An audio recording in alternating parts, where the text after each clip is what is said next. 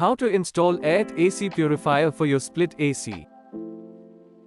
Please note that prior to installation, ensure the cleanliness of your AC's mesh filters.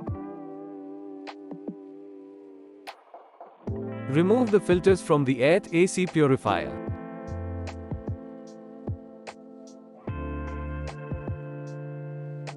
Remove paper adhesive cover from both magnetic tapes.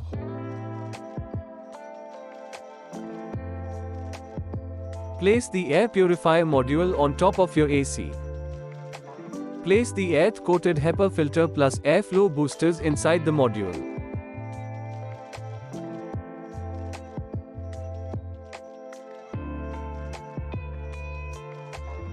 Please note that the final arrangement looks like this.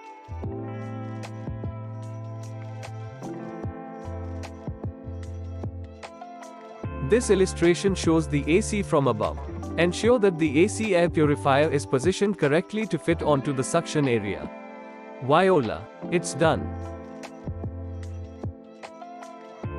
Airth, where breath of fresh air meets innovation.